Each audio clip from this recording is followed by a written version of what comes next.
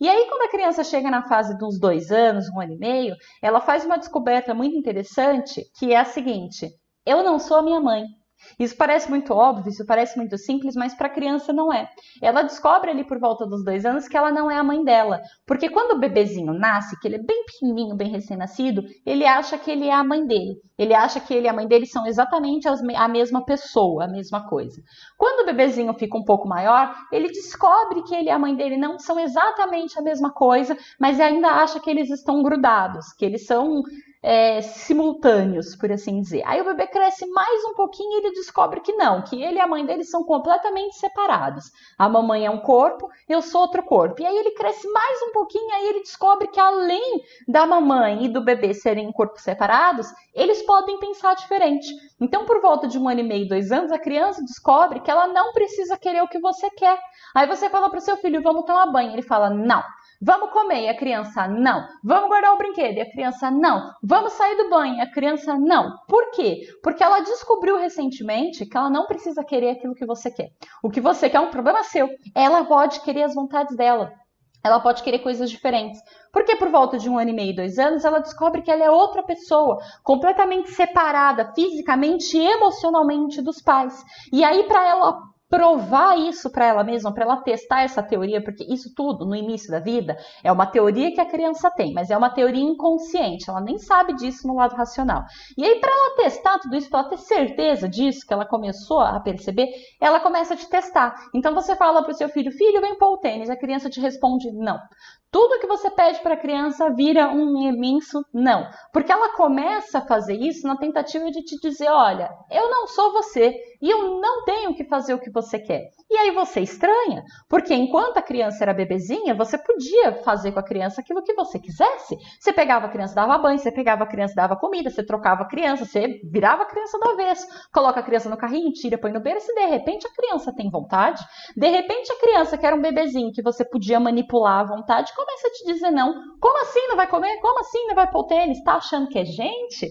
Não é assim que a gente reage? E isso é porque eles estão descobrindo que eles não são a mãe dele, que eles não estão grudados nem fisicamente, nem emocionalmente. E essa descoberta é o início da fase do não. A criança começa a ficar teimosa e tudo ela diz não. Quando a criança chega então na fase dos 2 anos, ela descobre que ela não é a mãe dela, ela começa a querer coisas diferentes da mãe dela, e aí ela começa a ficar mandona, ela começa a dizer não para tudo, ela começa a ficar respondona, porque ela quer a liberdade dela. A criança quer sentir que ela é gente, que ela não é você, ela tá precisando de liberdade. Então, nessa fase, quanto mais liberdade a gente puder dar para a criança, melhor. Então, se a gente puder deixar a criança escolher as coisas, melhor. Existem várias coisas que a criança pode escolher.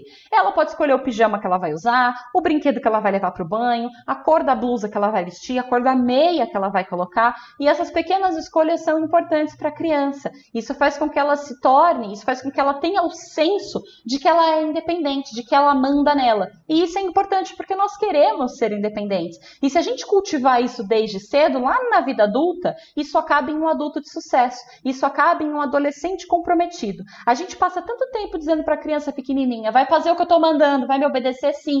Criança não tem querer. Que quando chega na adolescência, eles não querem nada com nada da vida. Você fica 18 anos falando na cabeça do teu filho que ele tem que te obedecer, que ele não pode querer nada, que quem manda é você. Aí quando ele faz 18 anos, você vira para ele e fala, e aí, o que você quer da vida? Ele te responde, nada, ué, quero jogar videogame. Porque você não deixou que ele formasse isso, que ele maturasse essa ideia. Então é lá com 2 anos de idade que a criança começa a formar o senso de que ela é capaz, de que ela pode querer, de quem ela vai ser na vida adulta. E se a gente vem e corta, se a gente for muito rude e cortar isso, ela vai perder esse brilho, vai perder essa capacidade, vai chegar na adolescência sem saber. Aí vira aquele adolescente que não quer nada com nada. E vira aquele adolescente que não faz nada. O menino não lava uma louça, não arruma o próprio quarto, não vai bem na escola, não quer fazer uma faculdade, não quer arrumar um emprego, não quer nada, porque ele durante muitos anos foi ensinado a não querer nada. Então é o querer da criança de 2 anos que vai fazer com que ela se torne um adulto de sucesso. O empreendedor de 30, 40 anos, que é uma pessoa determinada, capaz, que enriqueceu, que prosperou, que constituiu família, que conseguiu o emprego que ele queria, ele também já foi uma criança de 2 anos que disse não para a mãe dele na hora do banho. Você está entendendo? E ou a mãe dele precisou conduzir durante a infância inteira para que ele crescesse um adulto determinado, ou que é o que acontece na maior parte das vezes. Essa criança foi podada, essa criança foi cortada, e aí quando ele virou adulto, ele precisou quebrar as travas dele. Quando ele virou adulto, ele olhou para a vida dele e falou, poxa, não tá bacana. E aí ele foi atrás de terapia, foi atrás de processos de desenvolvimento pessoal para ele melhorar a vida dele. Então só existem duas opções, ou a gente cuida da criança desde pequenininho para transformar ela numa pessoa capaz e que seja feliz, porque aqui a gente está falando de felicidade, de fazer com que essa criança chegue nos sonhos dela, ou a gente vai cortar os sonhos dessa criança e ela vai ter trabalho depois para recuperar isso. Deu para entender? Então essa é a origem da birra. A birra começa na criança pequenininha que descobre que ela não está grudada com a mãe dela. A mamãe é uma, eu sou outra. A mamãe quer uma coisa, eu quero outra coisa. E aí que todas as vezes que você diz não para o seu filho, todas as vezes que a criança fala, mãe, eu quero sorvete, aí você diz não, você não vai tomar sorvete. A criança chora, porque ela não tem as suas vontades, ela quer coisas diferentes de você, como eu falei antes, e ela não entende o não que você está dizendo. É muito duro para a criança, é muito difícil ela entender o não. E ela não tem controle inibitório. Então, quando ela fica frustrada, ela não consegue segurar aquela frustração. Ela grita, ela chora, ela se joga no chão, ela põe para fora, igual uma panela de pressão prestes a explodir, ela põe para fora. Então, a criança que quer ser independente, que fica te dizendo não, que ela quer ser gente, ela quer, sabe, ela quer crescer, ela quer se construir enquanto pessoa, de repente houve um não. E aí a criança se depara com você contrariando as vontades dela. E isso para ela vira um colapso emocional e ela literalmente explode. É uma explosão emocional. Vem uma dor de barriga muito forte e a criança não consegue segurar e ela explode. Só que essa dor de barriga é emocional, é nos sentimentos e nas emoções, na cabeça da criança, não é na barriguinha dela fisicamente. Tá dando para entender? E aí ela explode. E quando a criança explode, vira aquela cena bonita que todo mundo conhece, a criança se jogando no chão, chorando, se esgoelando, e o adulto, que não tem a menor ideia de como lida com a situação, faz o quê? Explode junto. Só que o adulto já é adulto. A gente precisa saber lidar com as nossas emoções. E aí a gente vê a criança ali gritando porque ela não sabe controlar as emoções dela e a gente grita junto. A gente vai lá e bate. É a maior parte dos adultos lidam dessa forma.